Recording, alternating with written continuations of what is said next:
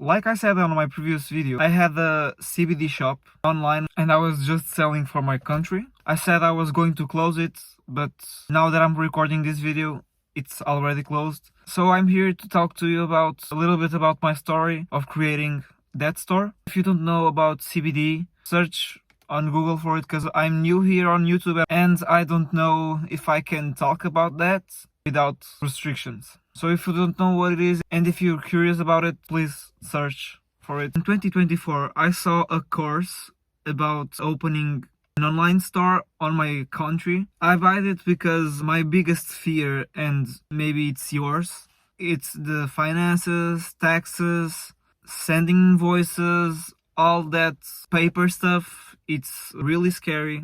It was really scary to me. It still is really scary to me. I'm still learning. You do one thing wrong and you're fucked. So in that course, they promised they would help us on that paper things. Turns out I made the course and it was a big scam. I paid more than 700 euros for that course and they didn't help me as they promised. So I lost that money on that.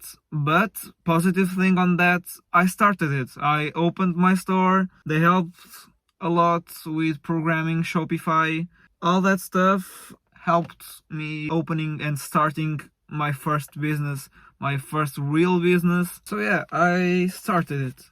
It went pretty well at the beginning. I've been studying marketing for a long time, like 3, 4, 5 years. And I know a bit about the algorithm of TikTok and Instagram, so I made many videos. I started posting every day, one video per day with the products, showing the products, trying to make them viral. And one of the first videos went viral with more than 130k views. So it went pretty well. And I was pretty happy. I made 11 sales on one day. I know for a big company it's not a big deal, but for me at that time it was very, very cool. It really helped me. It was more than 100 euros in a day. I was very happy. Things were going pretty well with the videos. That video unfortunately was shut down. The content of my videos were a little bit polemic since it was about CBD. So they started shutting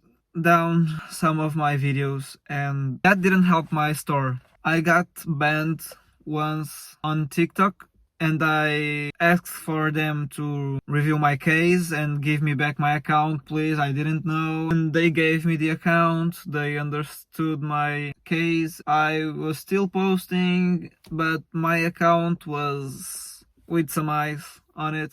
I continued making sales, not 11 per day, but maybe like 10 per month. It was not good, but it was something for my first shop. Oh, and by the way, I forgot to talk. Why did I choose this category? It's not something that I identify myself with because I don't consume it, but with what I studied about the size of the packaging, the articles were very small, not heavy at all, not expensive, so I could buy many stuff and store it in a small space. So I choose that. That category is growing on my country a bit, so I decided to grab this opportunity and do a store about that. I was starting not liking my store because it was about a thing that I don't identify with that, and I started thinking about closing it, but everything was going okay. Not much sales, but it was okay. I got around 1k of products. I was posting videos every day on TikTok, on Instagram. I started getting some videos restricted, some of them banned, and things started going down. Around November, my TikTok with 1,040 followers got banned. My account was shut down forever, and that basically killed my store. I just stopped having sales. The store was dead.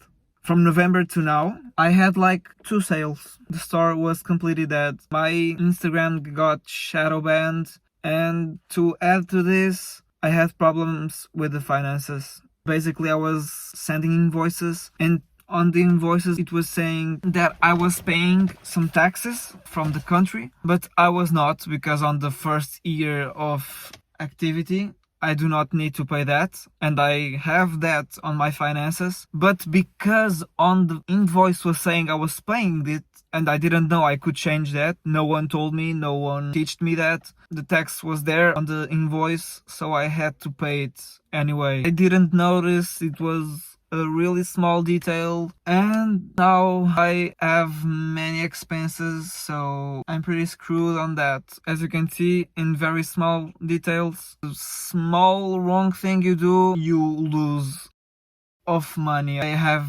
many taxes to pay to finances just because of this simple mistake. Be sure you see everything, study everything, every small detail, just learn everything in all the details. This is a scary thing, this is a scary part of doing your own business. This is one of the things that why people don't want to have their own business, because these things are very hard to have everything correctly. So be aware, it's my advice, be aware of every paper stuff. As I talked before, I was not liking the store, and with all of these accuracies, I just had to close it.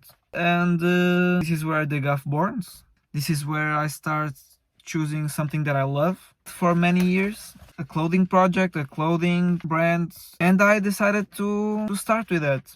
So yeah, this is my story of my first real shop, my first real business. It went wrong, but we need to learn with these mistakes and move on and keep trying. Just don't give up. Never give up. I'm not giving up.